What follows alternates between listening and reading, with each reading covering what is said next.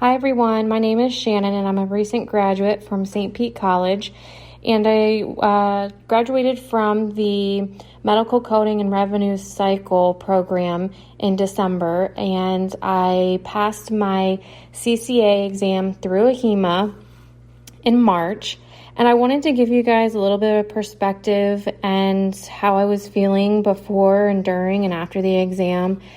Also, to give you a few tips on what I did in order to be successful in this exam, and to give you a little bit of perspective as to how daunting it can be, but how much of a reward it was once I passed the exam.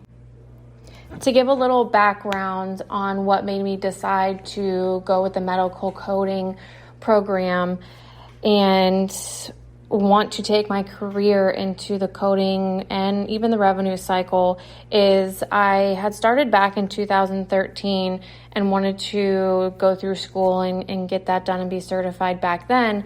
But a few life changes happened, as it does for all of us. Fast forward to 2020 when I started the program at St. Pete College, and I had to fast track through it. So I was taking 4 classes full-time, and that was a lot of work. I was working from 8 o'clock at night till sometimes 3, 4 o'clock in the morning, and that was the opportunity that I had to do it. As being a single mom, I had to take care of my child during the day. So that's the path that I chose in order to get schooling done. However, if I could go back and do it a little differently, I wouldn't take as many courses, as it can be a lot of work in order to retain all the information and do a good job on your work. Now, I did keep straight A's and with a couple of B's throughout the entire program, and I did earn Phi Theta Kappa while in the program, and I graduated the program with a cumulative 3.41 GPA. During the program, I learned everything I needed to know in order to pass the CCA credentialing exam through AHEMA. And being that the program and the school was accredited through AHEMA, I feel as though that made a world of difference, as I have networked through Facebook and other social media outlets and have seen other people kind of lost in translation as to things that need to be learned in order to pass the credentialing exam, and things that need to be learned in order to do everyday work once you are hired. I also must say that networking over social media and finding those people that you can network with and connect with and ask questions over and over and over again, and they are the utmost helpful, is part of what got me through the program and what got me up to the exam and passing the exam. Dr. Kenja Sabri was a godsend throughout the program and after, of which she helped me understand a little bit of things when I kind of got lost in the shuffle of all the stress and paperwork, and she kind of reeled me back in on a whole different level of, making sure that I knew I was able to do this. I knew that I was able to pass it and to keep moving forward. And I knew she was there when I needed it, along with the other connections that I had over social media. So that is super, super, super important to have when going through a program and when preparing for an exam. Also, during the program, the school was set up, as usual school would. So they had a tutoring program with different tutors that were good in each area of study. So I met a few times with the tutor to make sure that all the information I was reading, I was retaining correctly and could understand the different guidelines and ways of coding and, sequencing and the specifics that go into coding correctly. And once I finished the program, it was time to get down and study and revisit all of the information that I learned over the year and really take that in and go through it all, read it, memorize a lot of it, and be able to see what kind of critical thinking skills I needed to really hone in on and work on.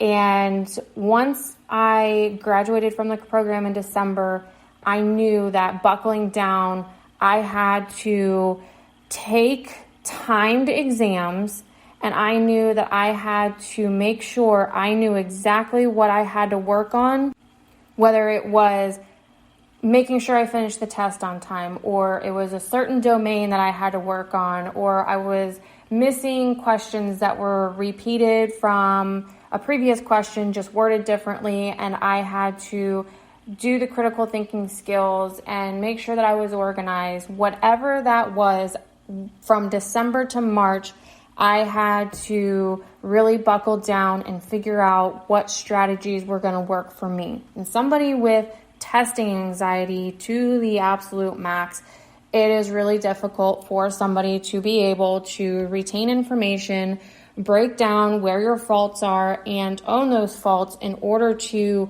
make sure you succeed on a credential or even succeed in life.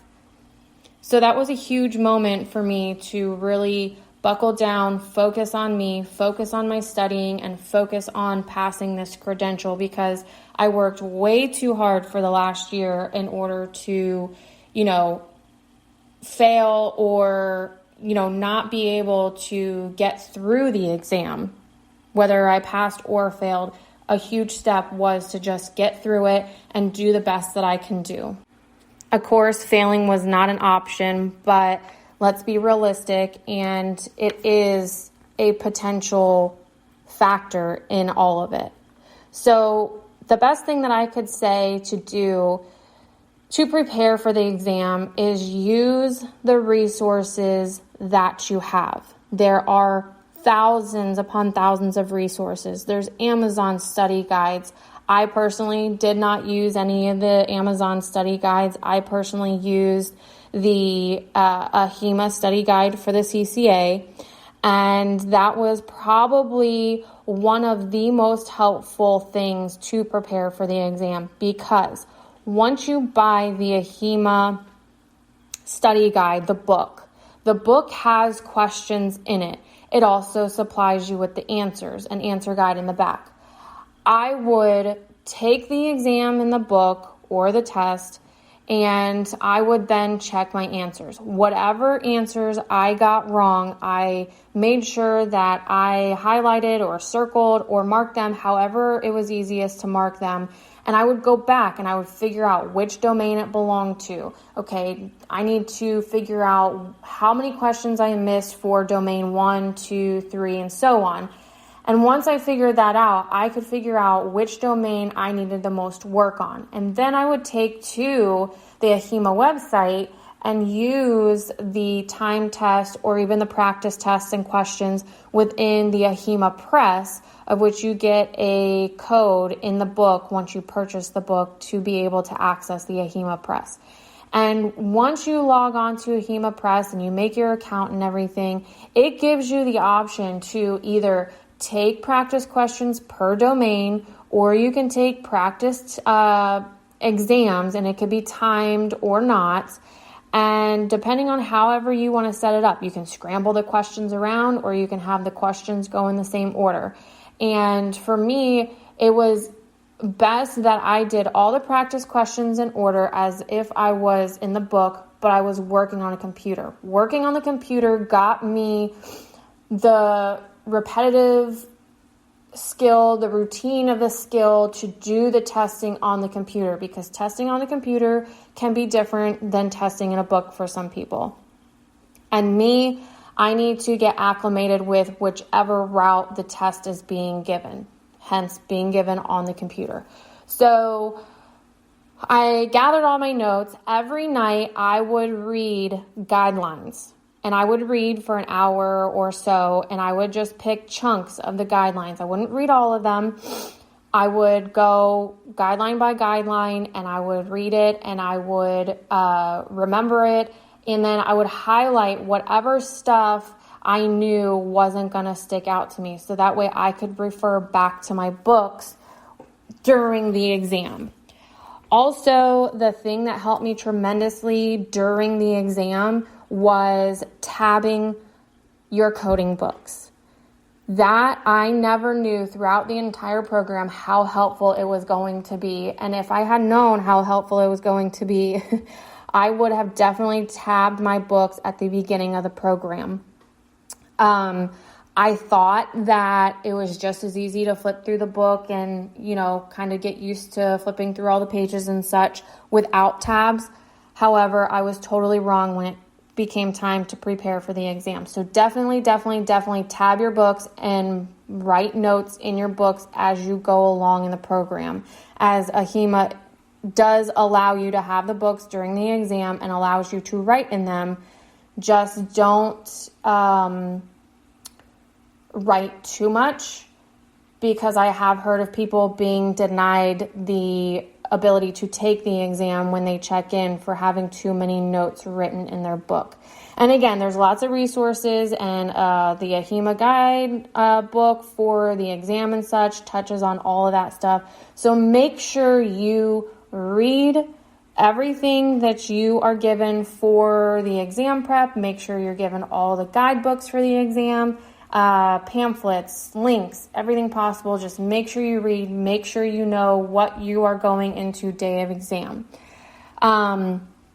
So circling back around to what I did to prepare for the exam was I went over all of my notes from the program. I did all of the practice tests from the resources that I had through my school, but I also went through like Quizlet, which is a resource through that you can Google and look on there. A lot of people posted different questions that weren't brought up in some of the study material that I had, so that was helpful. And using all the resources, like I said, social media, network. If you don't know the answer or you need better clarification, you can post on the social media networking groups, and you can get different perspectives for an answer to the question, and that may help you better understand what you're trying to retain for information. So to prepare for the exam as well, I took an extra study class, and it involved Zoom meetings once a week, and other students were able to ask questions, which then triggered more questions, and it was a great way to do like a group study and get perspective from other students on questions and answers and the way they go about coding it, because a lot of that stuff was helpful for me too, in ways of thinking outside of the box to look at a question and say, pick a few keywords out of the question, and then that would give you the answer. And so strategize, study, read your guidelines. Guidelines are super important. Definitely make sure that you understand everything that AHEMA gives you for the domains. They will give you the domains and what you are looking to know and understand per domain, and know all of those things. Quite honestly, using all the resources was a huge help, but all the resources that I used circle back around to the AHEMA study book. So I would definitely urge you to get the AHEMA study book, use it, but also use all of your notes, all your resources to really hone in on the skills that you know and what you don't know. Understand what you don't know and go back and study those things so that you can understand and comprehend what you don't know. And then the week of the exam, I was able to understand that I didn't know a whole lot, let's say, with domain number 3, and I didn't really know a whole lot with domain number 1. So I really, last week before exam time, I went back and I understood what I didn't know, and I really touched on those so that I could have a better understanding. And then a few days before the exam, I made sure that I took the time test. I made sure that I could complete the test within the time frame. And for me, time tests are a absolute nightmare because it gives me such anxiety that I won't finish on time and I won't have answers accepted, and I'll end up failing because I didn't have those answers accepted, or I didn't answer the questions. So I wanted to make sure that I knew that I could get the exam done and I could pass it within the time frame. Also with that is make sure when you read the questions that are in the practice book or even come time of exam, make sure you read the questions. And a lot of time there is extra information in the questions. Look for your keywords in your coding questions and your diagnostic questions and even your general information questions. A lot of the times the answer for the question is in the question. And it's just an easy test strategy that, practice makes perfect, of reading the question and analyzing it and see the two questions that you can eliminate right away that have nothing to associate with the question. So just take your time. You've worked so hard to get to this credential exam. You can and you will pass this exam if you put the work in. It's definitely not an exam that you can, spend only a month studying for and be able to pass it. It's, in my eyes, it's definitely a test that you need to have much knowledge on. It's definitely a test that you need to work hard to accomplish. And everything that you work on leading up to the exam is what you will need to go on to the next step of resume building, even job searches and getting your job and being able to interview and being able to talk about the things that you know within the job description or even within the job that you will be doing. And that has really lifted a lot of weight off of my shoulders, knowing that I took this program, knowing that it prepared me for everything for the career. And so day of exam, I was a complete mess. I didn't sleep the night before. You're supposed to get a full night's rest. And I purposely went to bed at 6 o'clock in the evening the night before because I knew I wasn't going to get a whole lot of rest.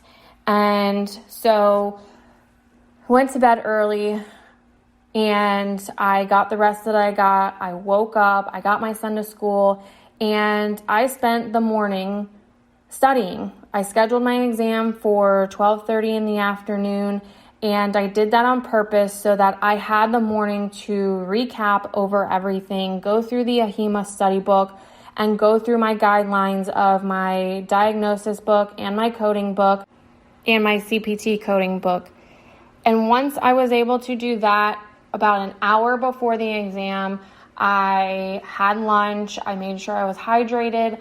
I used essential oils, and the essential oils that I used was rosemary and grapefruit.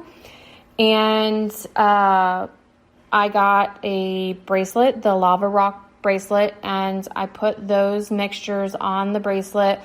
And I really just sat and I relaxed. I did my affirmations. I know it sounds crazy, but really give yourself credit for all the hard work that you've put into getting to this point.